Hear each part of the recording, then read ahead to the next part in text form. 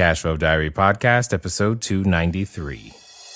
Welcome to yet another exciting episode of the Cashflow Diary Podcast, the podcast that teaches you insider tips, tactics, and strategies for creating leverage streams of cash flow into your life. Learn from top-performing entrepreneurs, business owners, investors, and thought leaders from across the globe as they share their secrets to success. Like what you learn on this and other Cashflow Diary podcast episodes? Go to learninvestingnow.com and sign up to receive powerful tips and information that will help you succeed as an entrepreneur and investor. Now, here's your host, investor, entrepreneur, business owner, educator, speaker, author, and master facilitator of Robert Kiyosaki's cash flow game, Jay Massey. All right, ladies and gentlemen, welcome to another episode of the Cashflow Diary Podcast. I am your host, Jay Massey, and I'm glad that you're here today because we're going to get to talk about something that I think you guys know I absolutely love. We're going to talk about, well, games. At the end of the day, many of you have heard me mention at least once that I like playing board games, that I like games in general, and I really have this affection for the Cashflow 101 game and anything that can help us learn more about what it is that we do. Well, today's guest does that also through games, and you may have already played it. It's in the App Store. It's in the Android marketplaces for you to go out there and begin to sample. And we're going to talk all about Landlord Real Estate Tycoon because we have the co-founder with us today, and I'm pretty excited about it. I mean, like, there's so much that goes into making a game, and I can't wait to break it down, to understand it, but most importantly, for you guys to play it and to understand how doing these things can help you take these lessons into the real world. So I have with me none other than Zbigniew Woznowski. He's the co-founder and CEO of Reality Games and creator of the app Landlord Real Estate Tycoon. It also says Rich Capitalist and Millionaire Money Game. He was one of the initial founders of Goldberg & Sons, which offered full service consultation in the real estate market in Poland. So we're talking about a guy who actually knows real estate and decided to make it a game as well. So things like market analysis are familiar to him. He understands when it comes down to how to describe investments, most importantly, knowing the needs of our investors and the business climate in and of itself. So I think we're going to have a lot of fun. I think we're going to learn some things at the same time. So help me welcome Zbig. Zbig, you there? Yes, I'm here. Hello. Hello from sunny Krakow, Poland. It's my pleasure to introduce Landlord Real Estate Tycoon and tell you a little bit more about why I have decided to move from real estate, traditional business, to the gaming business. Yes, I love it. I mean, I love transition. I love the entrepreneur's ability to pivot. So I've got to start, though, by asking you the same question that I tend to ask everybody. All right. So I tend to look at today's entrepreneurs, and of course, you're one of them, a lot like yesterday's superheroes. And, Batman, Robin, what have you, superheroes, the Hulk. The interesting thing about superheroes and entrepreneurs is that I believe we have a lot in common. Occasionally, we get dressed up. We use our skills to help other people solve their problems in various different forms. But also, like superheroes, we have a beginning. We have a start. There was a time before we were, quote unquote, super. We were just regular people in some way, shape, or form. My question to you, Zbig, is before the game, before the consultation, before being, founding super developer and doing all of the things that you have done, my question to you is, who is Zbigniew Woznowski? Well, probably I would say he was the law student and who was thinking about his career to be at the court. And I see. Really boring stuff. I mean, not to mention. But I had an opportunity to don't pass all of the exams, and I was actually. Then I made an idea that I really would like to build a business and it was the Wild West in Poland in earlier. It was beginning of 2000, just after the bubble, and I decided that I'm going to open an advertising agency. Why? Because I don't know anything about it. So, but there were some books from US, where I was able to learn a little bit about marketing, and based on that, I knew a little bit more than my clients.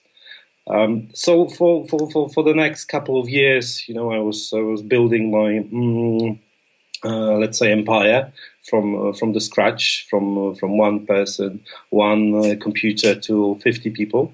Wow. Yes. And we went even to top 20 agencies in Europe, and then it was a bankruptcy, falling down. Yes, once. Then I came up with digital advertising agency, which came up to 30 people. I have sold this and went to real estate. In real estate, now it was a great timing and magnificent possibilities. Like especially because Polish real estate market was growing like 10% per month. Wow. It was extremely a big opportunity. So we have decided to open the company called Goldberg and Son, because it was,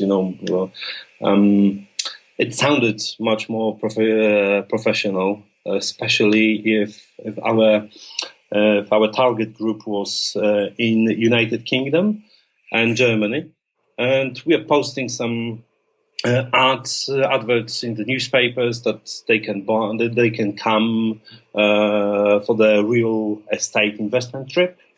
Just for something about $600, we were paying them flights, accommodation, and we were showing them about 30 properties in big cities in Poland. At that time, the 3-bedroom apartment was around $25,000-$30,000. I'm sorry. Did you say 25? Yes, 25. Okay. Yeah, and a year later, the prices were up to 50,000-60,000. Wow.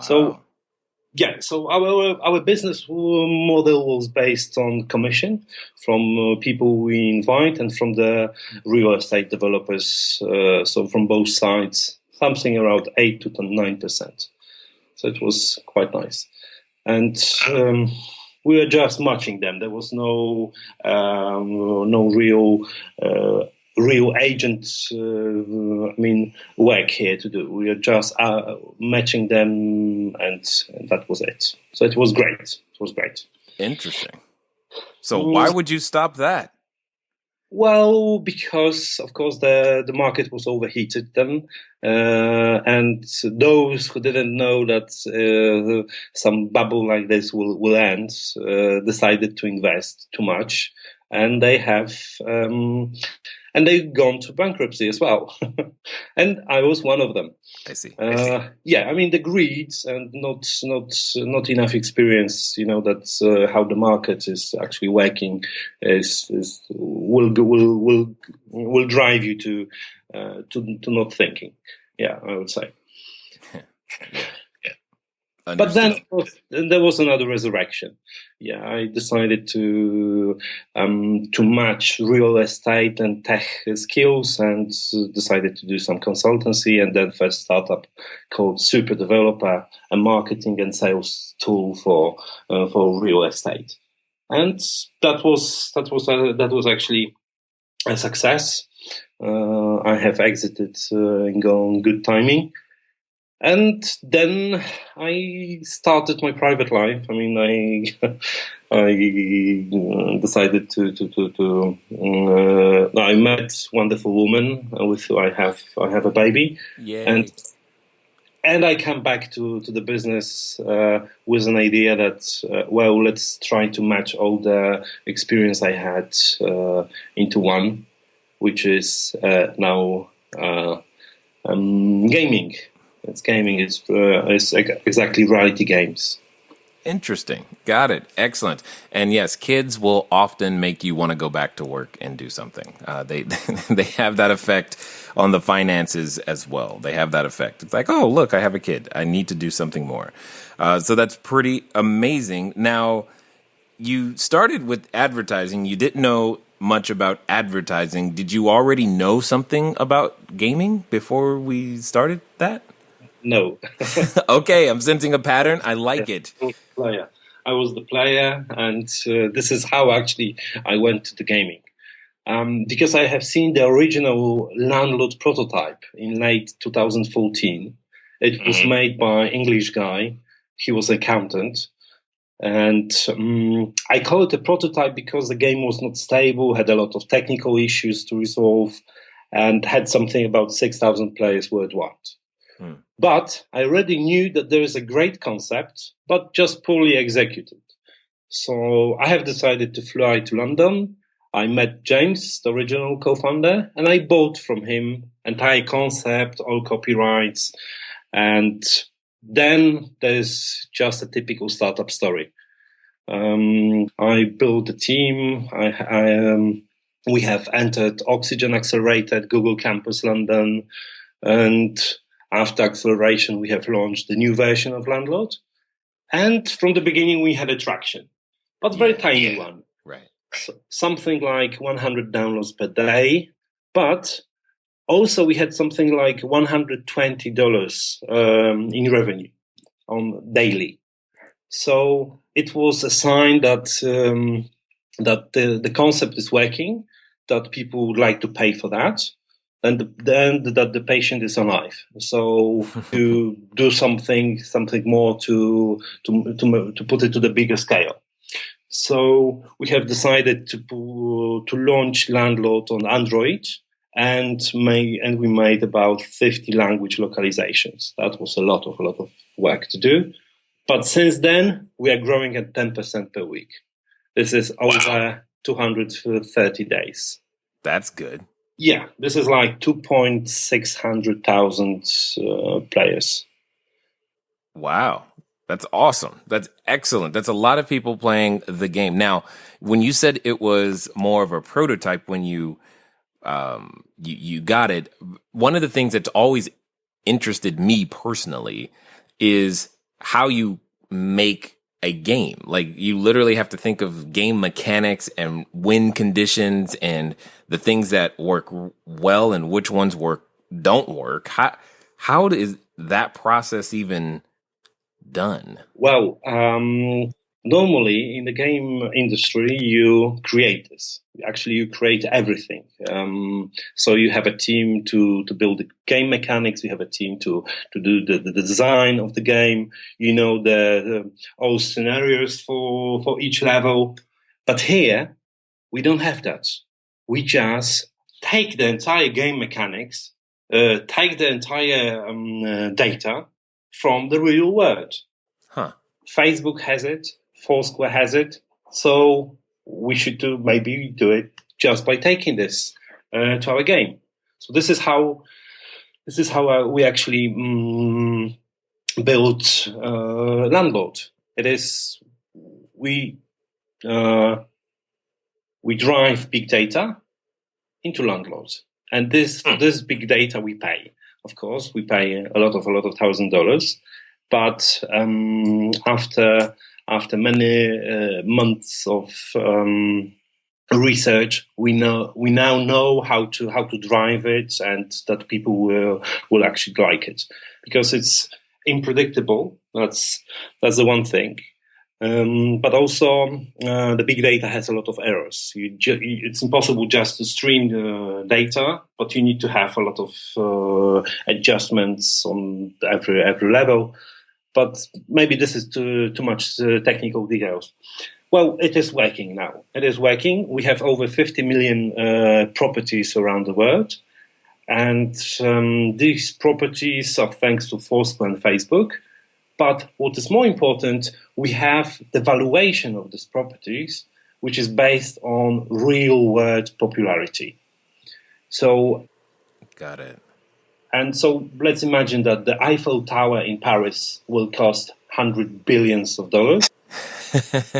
Yes, I would like to buy that, please. Yeah, but the AT&T park will cost about 5 billion. I'm not sure. Is it something? Is it the real world value? Probably. That's not a bad number to start with. I don't actually know. Yeah, but it must be smaller. It must be a little bit smaller.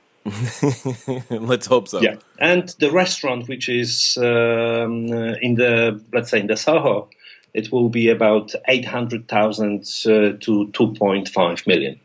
It is based, of course, on the popularity. Popularity is number of check-ins, number of likes, comments. Is actually there. Is this object existence in the real life? So this is what we measure. And of course, so we have this valuation, and then there are two other things. There are costs and rent. So if you are the owner, you have to pay costs every day for your property. Of course, it's determined by the valuation, but still, the rent you get is based on real, actual check-ins, real popularity on every day on this property. So sometimes you can earn, sometimes you lose. So you need to choose wisely properties which you are putting to your portfolio. Yeah, I like it. This is interesting. Okay, so basically what you're saying is it's like monopoly to some degree is what I'm hearing. Is that in the sense that you can own a property and collect rent from it, but you're also, well, unlike monopoly, you have to actually pay money every day. It seems that. So does the player have a way to increase their rent or increase foot traffic or get more people to pay more money in any way, shape, or form? Yes. Yeah. Instead of building a hotel or houses like you have in Monopoly, we put the upgrades. So you can. So if it is a bar, you can buy the karaoke. If it is a building, with some car services, you can add car rental. This kind of stuff. So it's a big number of upgrades, and based on them, you can actually build bigger profits. I like it. So when it comes to it, how close to real life would you say this game is? Like, what are the similarities and what are the differences? Well, the similarities. First of all, you can learn about the buildings you cross by looking at them into the app. When you see that you are crossing, you can see the names of this building, so you can actually learn something. Then, if you ask me how would it be educative for the real estate investors? I would say yes and no. Yes, because you actually have some real world conditions in the game. The game simulates real market conditions and includes actual changes in the popularity of real estate thanks to Facebook and Foursquare data. But in the nearest future, we are going to add some conditions like tax law, inflation, deflation, local and global economics conditions, and as well as real property price movements. Oh, wow. So this will be mimicking the real world economics. And this is something where we would like to go. Yeah, I would say. So I like the idea of putting inflation into the equation. That sounds like, oh man, that's going to be awesome. That sounds like a lot of work, though. Oh yes, it's like how on earth are you going to do that? Okay, now you guys know my love for games, and yes, this is another game, and yes, should you play it? Absolutely, it's free. We're going to get some details over to you, so how you can go out there and make that happen. Feel free to look me up in the game, and let's keep playing. Build that net worth. I know it won't take long for you to do it. You'll figure it out. It's fun to play. Plus, it'll give you some insights and some more concepts. But here's some more insights and concepts for you. Grab a copy of my book, Cashflow Diary, 10 Steps to Creating Wealth in Any Economy. Go to cashflowdiary.com/free book, cashflowdiary.com/free book. and I'll send you a copy. But for now, let's get back to the game. Well, it is possible. It is possible because currently all it is big data. You just need to know from which place stream to from which big data connect with which big data actually, and that you need to understand what the result will be from it. It's all about. I mean, the world is open now for data. There are like 5,000 open API sources from which you can actually stream the information. I mean, fantastic. Hold on. Did you say 5,000? Yeah, 5,000. Okay. All right. So that's a lot. Well, you can. There's a lot of information from San Francisco about timetable, so you can actually build a game based on timetable or for buses. Will they be on time or not? You get a lot of opportunities, and this data is free, and of course you can make a lot of things just by using it. It's so actually. The nearest future for real estate will be that information we get and that Facebook gets and Foursquare gets about the buildings, it will be helping to increase or decrease the value for the real estate properties. Just from big data, you will get this information from big data. I can see that. Now, as let's pretend I'm not right now. Now I'm curious if someone wanted to make a game and like if that's their thing, they want to build their cash flow by making a game. How much money is something like that going to cost for them to do? I mean, this sounds like such a big undertaking, Zbig. I'm just like my brain's like exploding. It's overwhelmed with the amount of information and technological things that need to happen to make that work. And we haven't even talked about like graphics and UI and making it look good. Well, actually, if you look at Landlord now, you will see that it has no graphics really at all. It's just the font and some numbers. Well, we call it a prototype on steroids. The new version is coming. There will be a lot of graphics. But if you're asking about money, well, I would say from nothing to a couple of millions. The democracy now is such big in technology that you can enter. There's just one developer can enter the market, put the game to the App Store, and see what happens. Well, on one way, yes, it can be successful, but there is a huge number of competitors, and you actually need to know what you do to actually make it fly. Well, we didn't get any feature from Google or Apple. We didn't pay anything for marketing, and we got nearly 3 million downloads. Well, it is based basically on a mixture of luck, good concept, and reviews that are above 4. I would say 4.1. I would say something like that. So if you have this free, then you are ready to go. Interesting.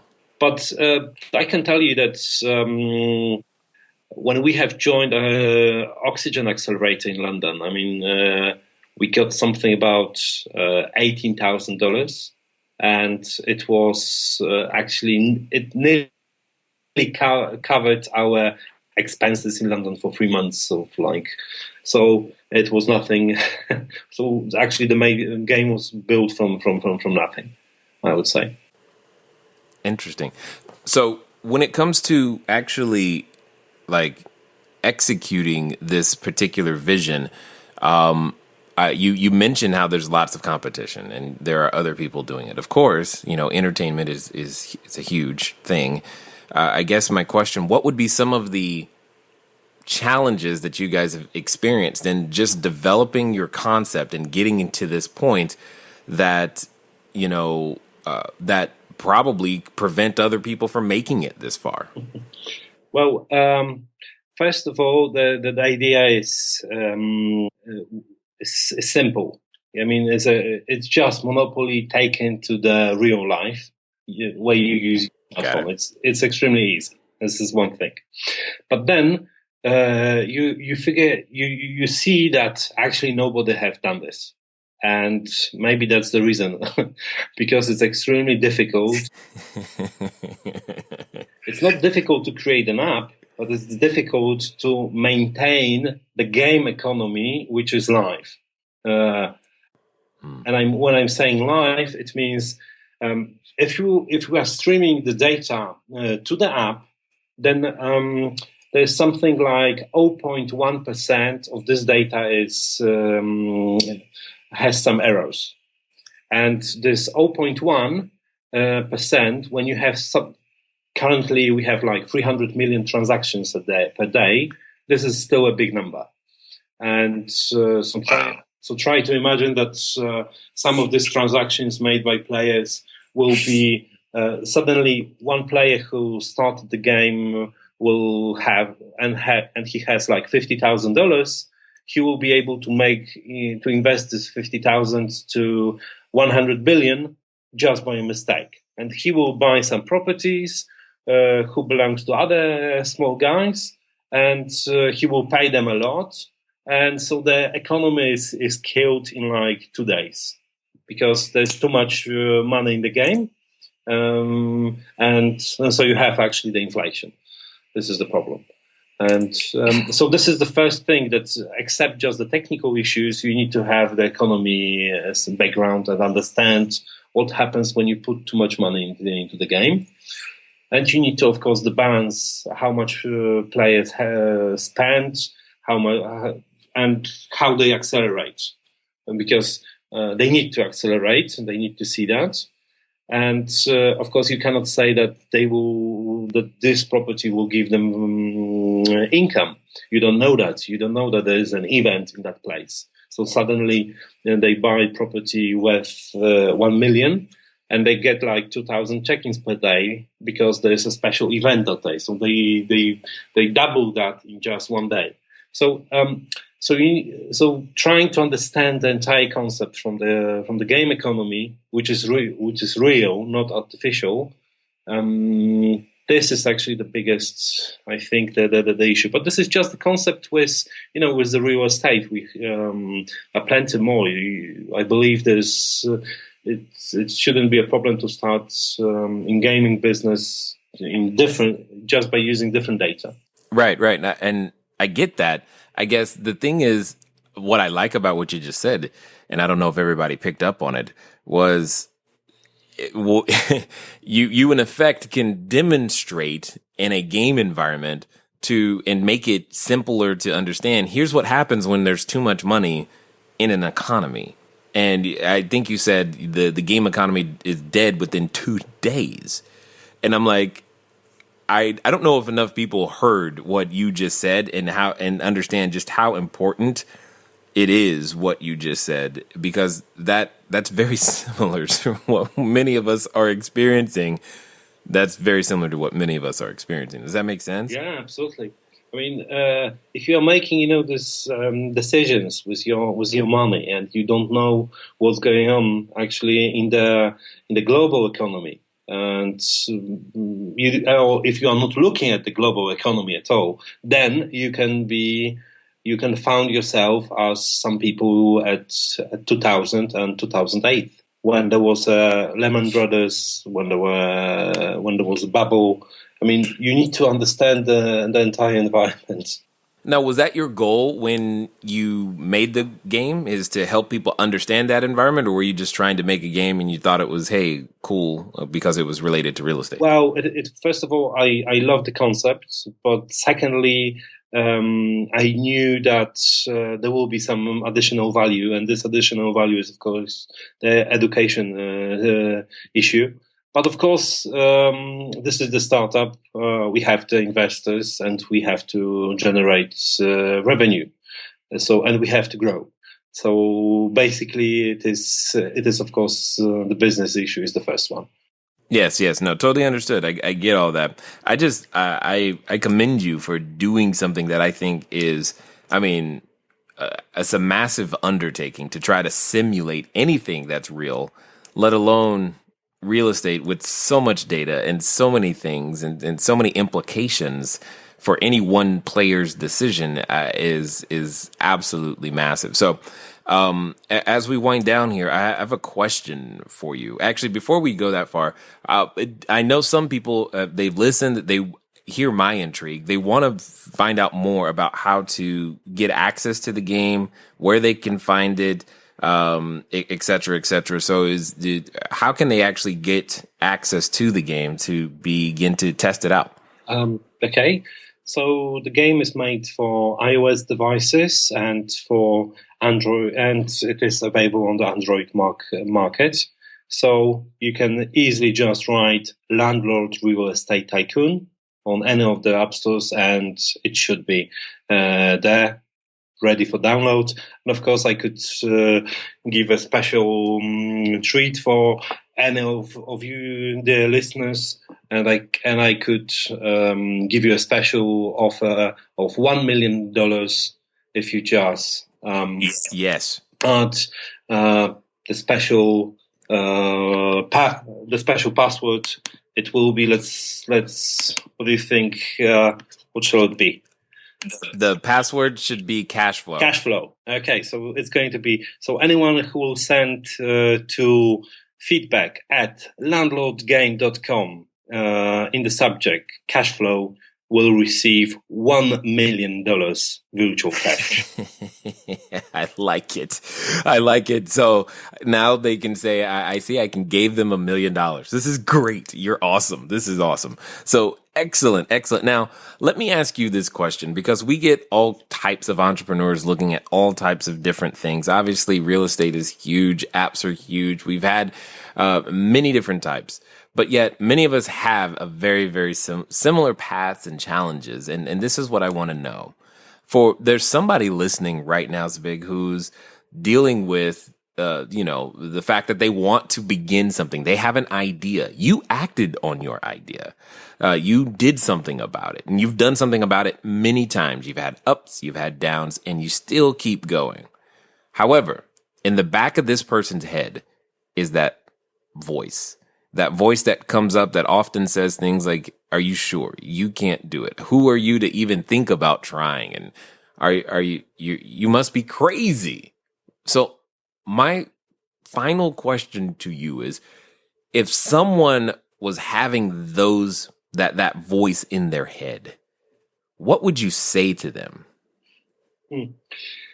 Well, you have to know yourself very well, and you have to trust your instincts, and don't listen to anybody. That's for sure. To listen to yourself, and of course, try to every day when you have some idea, try to make it real by working on it, by testing this idea, by going forward with checking is your idea really has a market fit. And do only one thing by the time. Don't try to make several businesses at the same time. This is the advice I could say. I had 13 companies. At once, I had 7 of them working at the same time, and I was thinking that I have built empire. But no, just doing one thing properly, and having a life balance, work and time for family and friends. This is important. Life balance. Now, I just want to make sure I heard that right, so that everybody else hears it too. Did you say you had 13 at one time? Yes. Got it. Yeah, they were very tiny ones. And they were like special companies for projects. But making 7 projects on 7 companies, over 100 people, and in in real estate, advertising, tech, and all of them went down. Yeah. Wow. Did you sleep during that time? Well, I did. I was very I was thinking about myself that this must. I didn't actually understand why why they were down. Actually, it took me a little bit of time. I was like in the middle of 20s, so and had nobody from my family in entrepreneurship. So Right. I didn't actually understand until I failed and I had a chance to stand up later on. But a mixture of hard work and luck and not listening anybody except your heart. What is right? Excellent. Totally understood. And it does take a little bit extra sometimes to make these things work. I just want to say, I definitely appreciate you taking the time to make the game, because I like games, and I love the extra $1 million, because I'm definitely going to do that, because I just like the idea of having $1 million, even if it's only virtual money. But at the same time, I appreciate you sharing your wisdom, your insights, and going through what you've gone through to become the entrepreneur that you are, the ups, the downs, and nonetheless, and for being here with us today at the Cashflow Diary. Thank you. It was a pleasure. I hope you will have some fun with Landlord, and hopefully I will be able to answer any of your concerns. If you have, please write to me directly at zbig@wearerealitygames.com. Excellent. Thank you, sir. All right, ladies and gentlemen, you know what time it is. It's time for you to move at the speed of instruction. What does that mean? That means go play a game right now. Go download it. Have some fun. Let's talk about it in the Facebook group, guys, because I know you know that I like playing games. Let's talk about it. Let's have some fun. Let's go see if we can simulate some inflation, because that sounds like some fun too. Nonetheless, it's been fun talking to you guys today. I look forward to talking to you soon. Until next time.